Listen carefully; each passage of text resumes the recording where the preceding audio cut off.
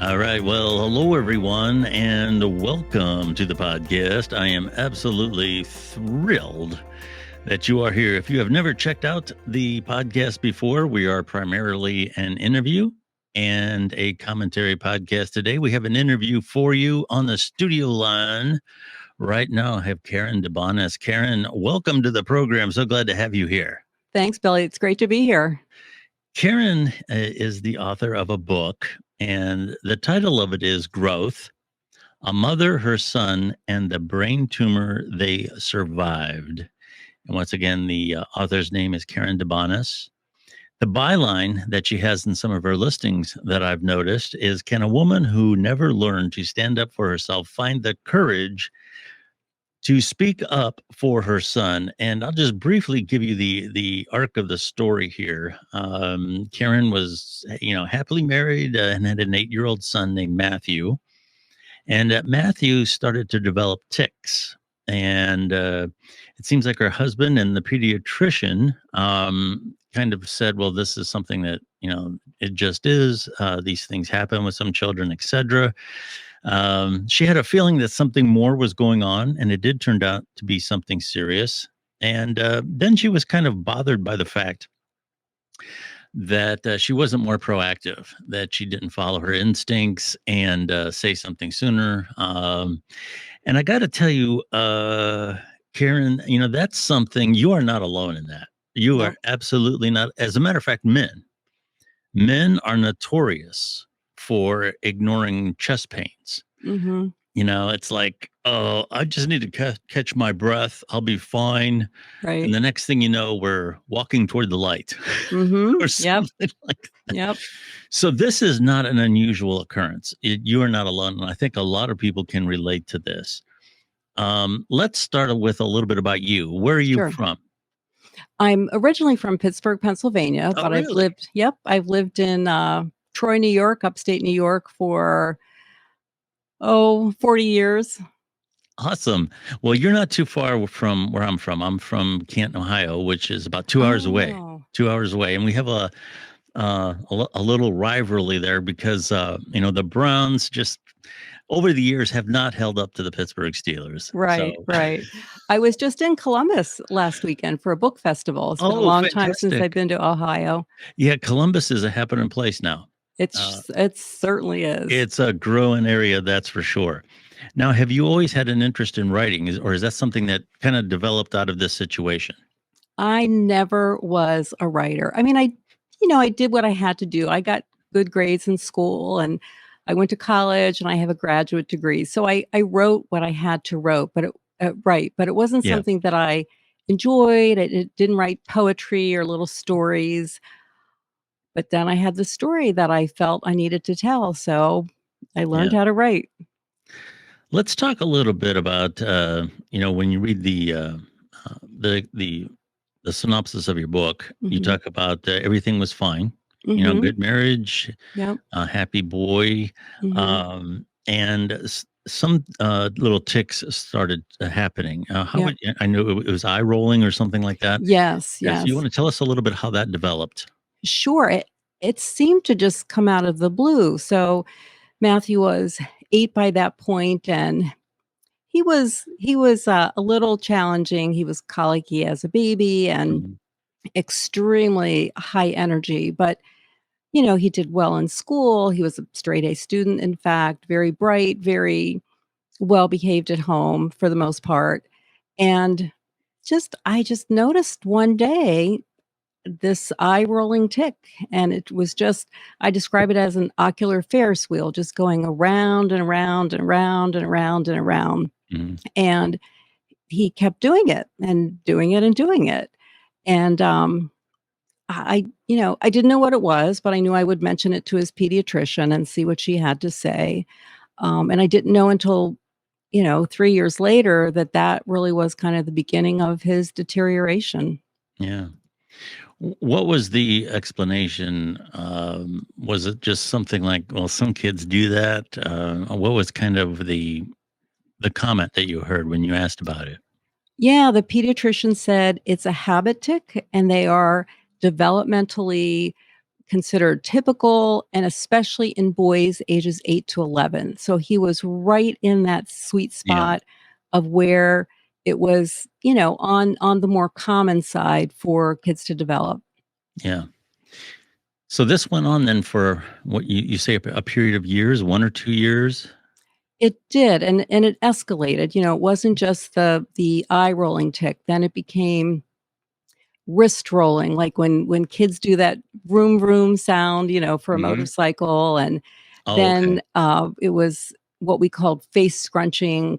He kind of just pursed his lips and wrinkled his nose all at once, and they just kept, not only the tics, but other behaviors came in, and it just kept escalating and escalating and escalating for 3 years. So he went Yeah. undiagnosed for 3 years. At what point did you or your husband say, "All right, something's going on here. This is enough"? What was kind of that point where we have to take another measure? We have to take another course of action. How did that kind of come about? Well, there were a couple steps. Our pediatrician actually asked if we would consider family counseling because she thought, perhaps there were stressors at home that were resulting in Matthew's behaviors and that type of thing. And I actually was an elementary school counselor at the time, and I was into counseling. I've been in therapy myself, and I actually enjoy it. I learn a lot, and it's kind of my how I practice my own personal growth. Hmm. But my husband wasn't really into this whole counseling thing, and Matthew actually balked also. So I said, "Okay, I guess I won't push that." And then it got to the point where, and this was, I think he was in 4th grade at the time, I just felt like I was so stressed out and so frustrated, and I just thought, "This is not the relationship that I want with my child." Hmm.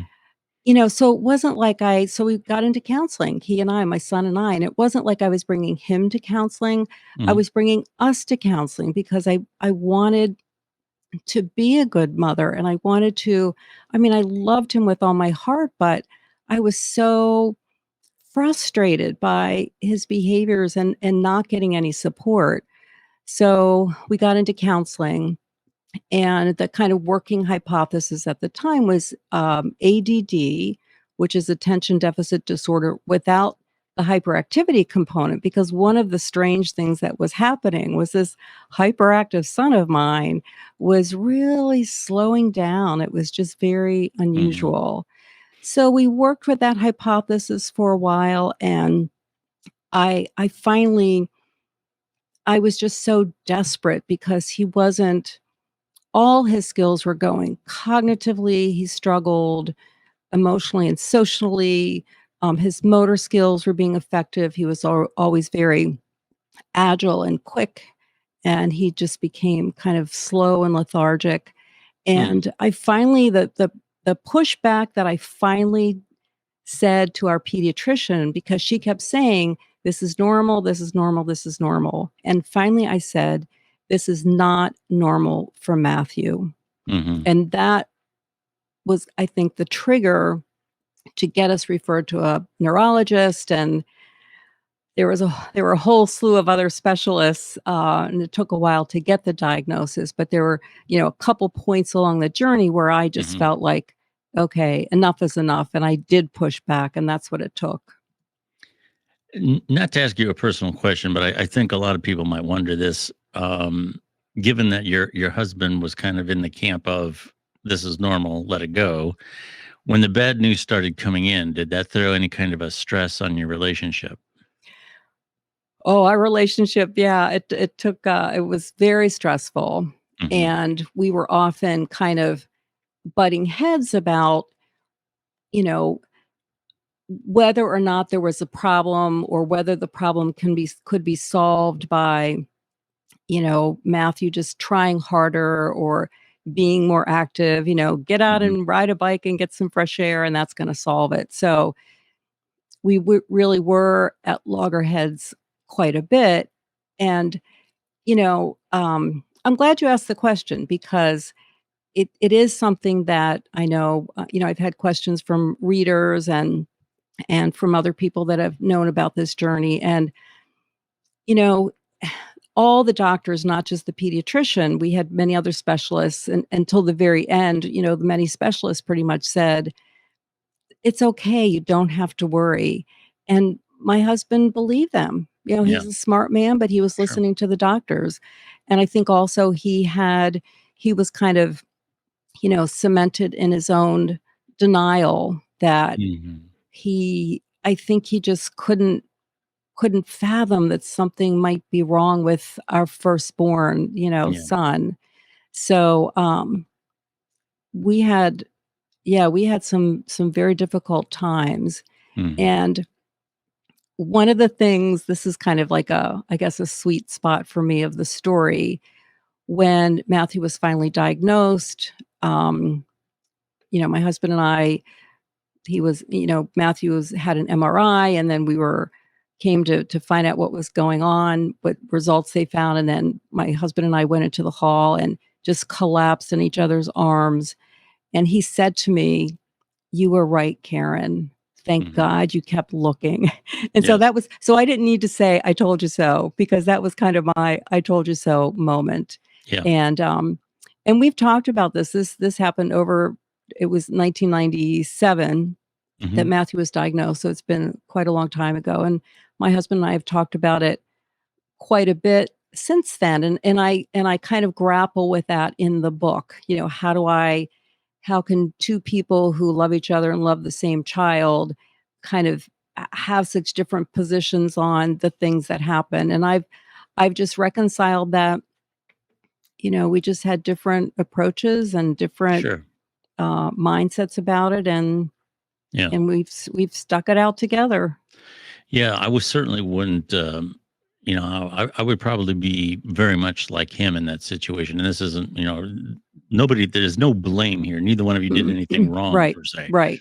And I can tell you, it's kind of a lesson for all of us. Mhm. I have a friend who's a doctor, and he asked me one time, and I've never considered this. I've never considered this. But if you go into the doctor and the doctor says, "Hey, look, Karen, we got something, we found something in your neck, and we're going to have to cut it out." Okay. Mhm. Your first reaction might be, "Well, I want a second opinion." Yep. Okay. But if you go into the doctor and he tells you let's say during your physical, "Hey, Karen, your blood pressure, everything's fine. You're good for another year." Nobody ever says, "I want a second opinion." Yeah, great point. That's a great point. We accept good news Mhm. because it comforts us. Yeah. But there's a potential for being wrong, even when it's good news. Yeah. So yeah, that's a thing that, like I said, I've always remembered that, and Mhm. it kind of applies to this case here. Um, Yeah.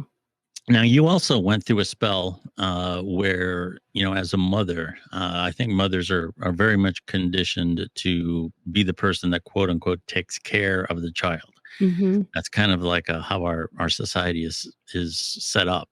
Right. And you kind of felt that maybe as a mother, you should have done more. And I can Mhm. certainly understand how you could grapple with that. Do you want to talk a little bit about that? Yeah, and, thank you for that intro to this topic that's pretty tricky. When I was in the process of finishing my memoir, and I've been very involved in the writing community and a number of different writers groups, and I got a lot of pushback from other women who felt that I was kind of trapping myself in this motherhood guilt thing, Yeah. because mothers unfortunately do, have a lot of guilt kind of thrown at them. They take on a lot of it by themselves.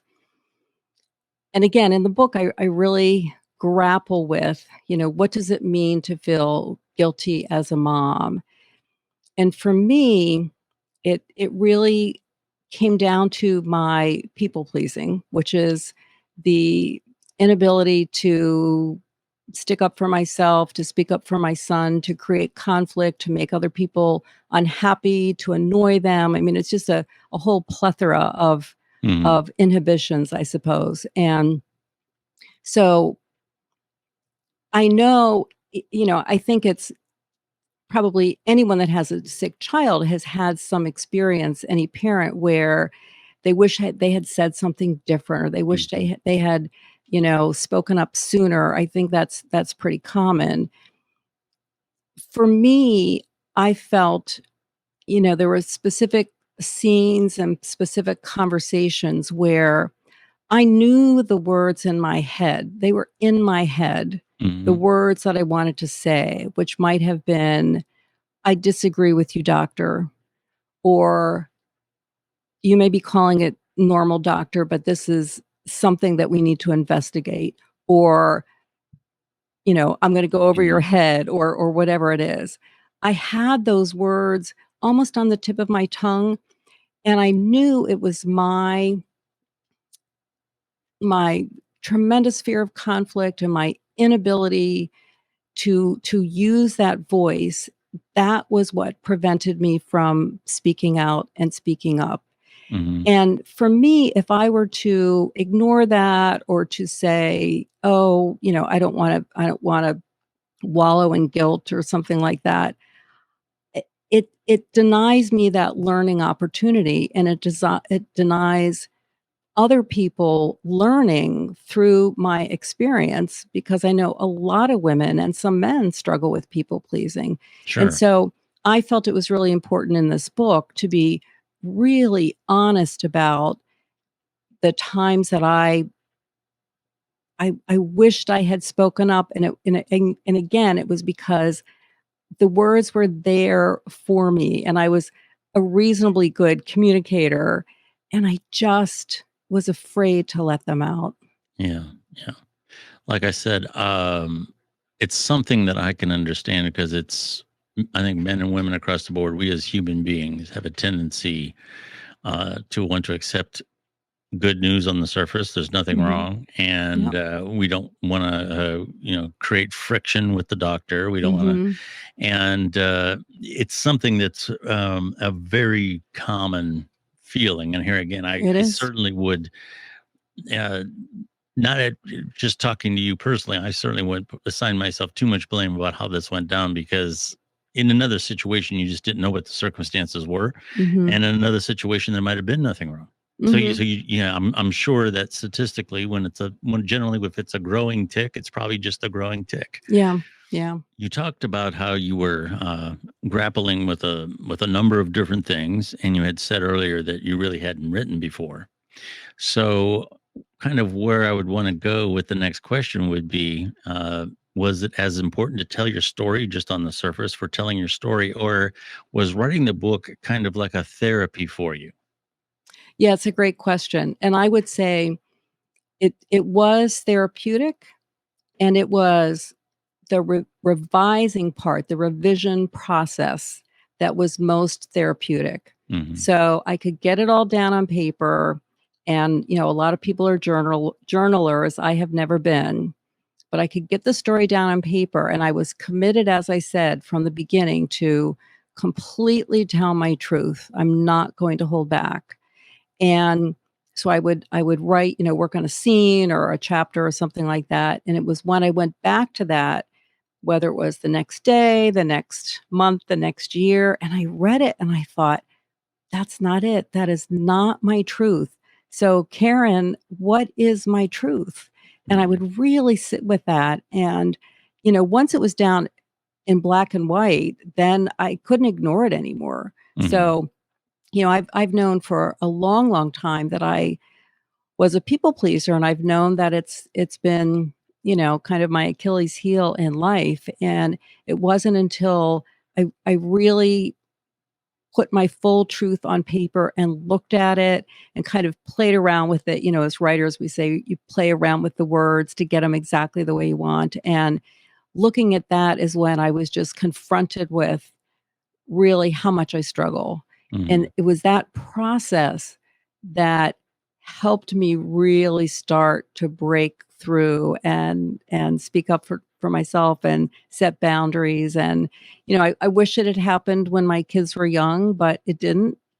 And, this is I think my journey in life, and this is how I can share my journey to help others. Sure.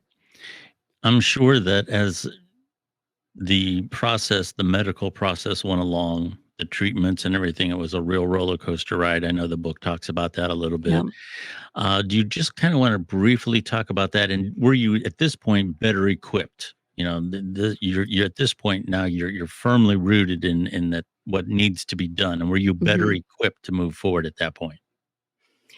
I think at that point, it was almost like, a runaway train Hmm. where some appointments had been set in motion, and the some of the I call them diagnostic hypotheses, because he was never completely diagnosed with, other than ADHD. He didn't get a Hmm. firm diagnosis until he had the brain tumor. But I won't give away all the diagnoses, because the Sure. book is actually a medical mystery, as it, the way it unfolds. But for example, one doctor was convinced that Matthew had muscular dystrophy, Mm. and it was just appalling how that whole, again, diagnostic hypothesis played out until she concluded he did not have that. But at that point, and this is what I call it, since we went through this with my son so many years ago, I've thought of this period of time. It was kind of like the 1997. It was the end of his fourth grade year, moving into his fifth grade year. Um, and no, I'm sorry. He was diagnosed in sixth grade. So it was the end of fifth grade, moving Hmm. into sixth grade. I always think of that as before the end. And not that he died, but, getting that diagnosis was the end of this ordeal that we had been through.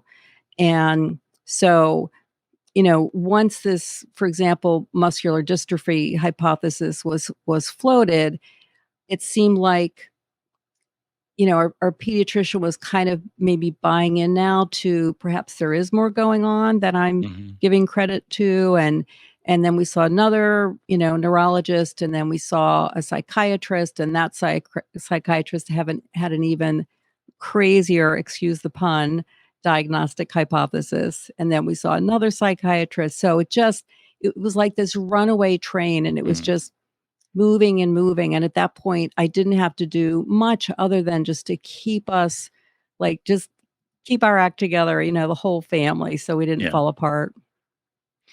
Yeah. That's I've been through similar things without the mystery. Mhm. Have had a lot of family members go down a real dark path in terms of a lot of serious treatments and how it impacts them psychologically with depression and other things. Yeah. But there wasn't the mystery. You know, Mhm, mhm. that's the key thing there with Yeah, you. yeah. That's a tough component. Would it be giving away too much to ask how your son is doing now? It isn't, because I was very intentional with my subtitle where I said, "The brain tumor, they survived." And I'm sure moms will understand this. Maybe not everybody gets when I say they survive, what does it mean?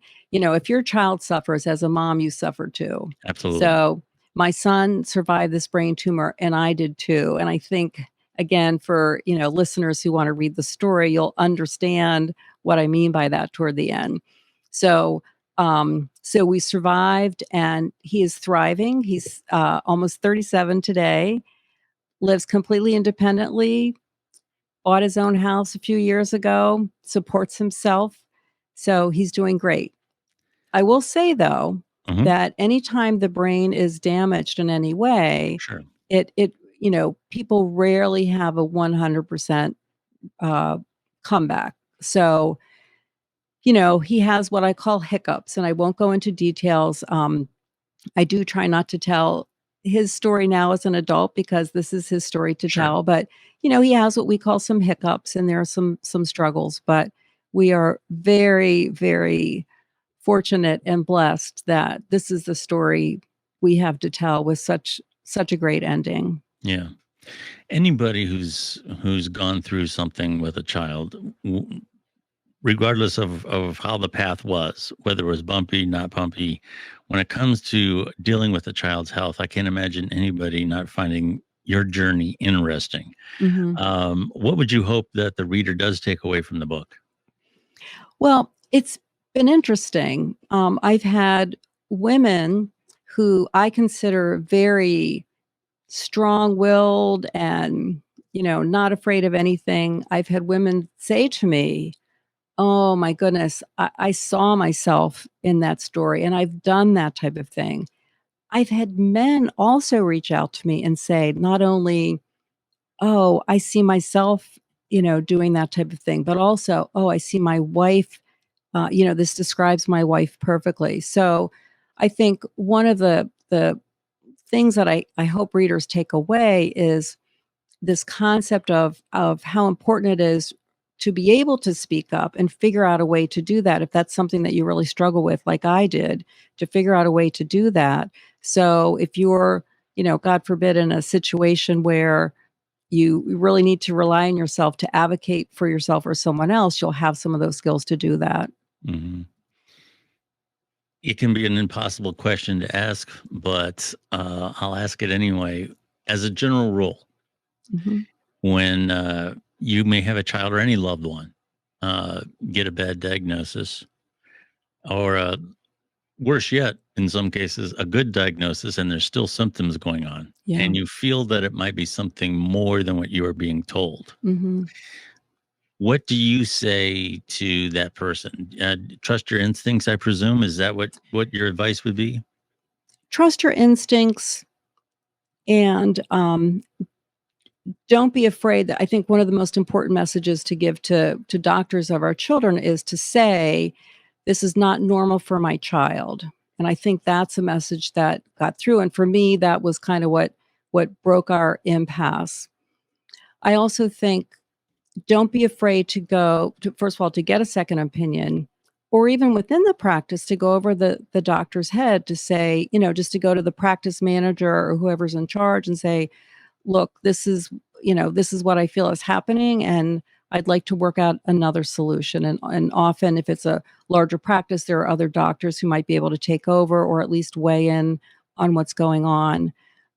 So those are, there's a couple suggestions. One other is if it's something really unusual with your child and there's another, let's say, expert in your child's life who could attest to this being unusual, you know, ask that person. You don't even have to mention them by name, but you can share with the doctor, "Oh, my child's teacher also mentioned that here's a change," or "My child's Mm. whatever, hockey coach or swim instructor, whatever, commented about this." Because I think, unfortunately, you know, mothers are often seen in the healthcare setting as being overreactive, overprotective, that type of Oh, thing. sure. And in my story, it really was when a former teacher who hadn't seen Matthew in a couple of years,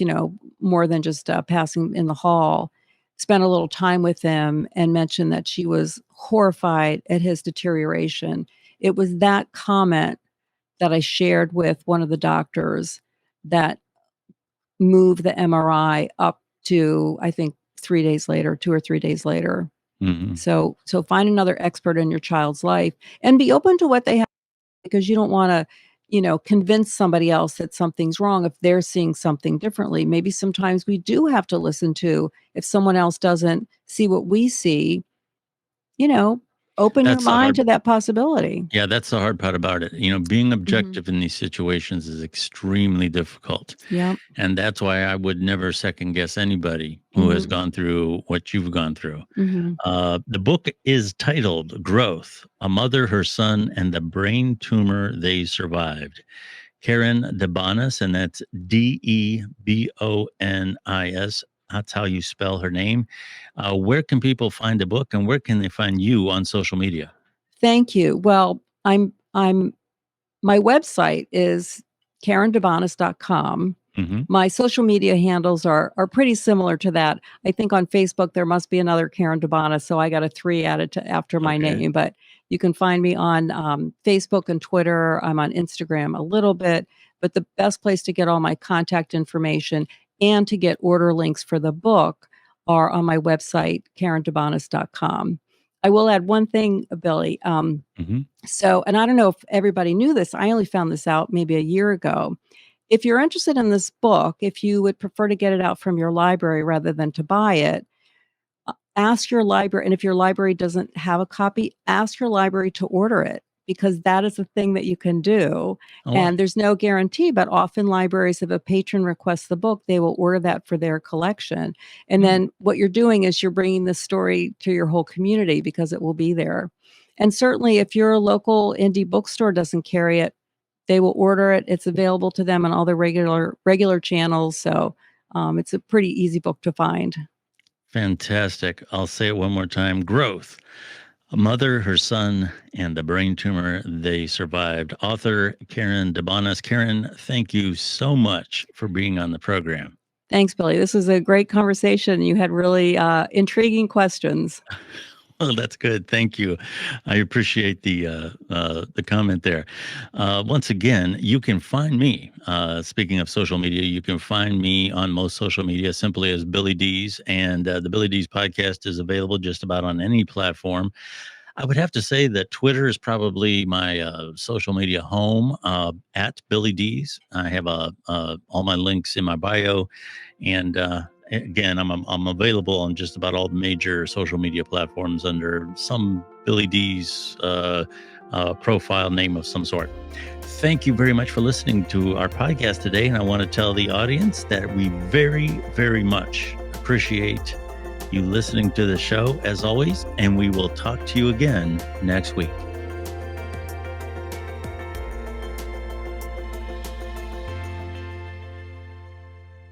I'm Billy Dees and host of the self-titled podcast, The Billy Dees Podcast. We are primarily an interview and a commentary-based podcast featuring authors and creators talking about their craft, advocates for community issues, and myself and an array of co-hosts discussing current events. There's no partisan ranting and raving going on here, just great content. You can find the Billy Dees Podcast on your favorite platform and on Twitter at Billy Dees. Thank you, and I hope you listen in.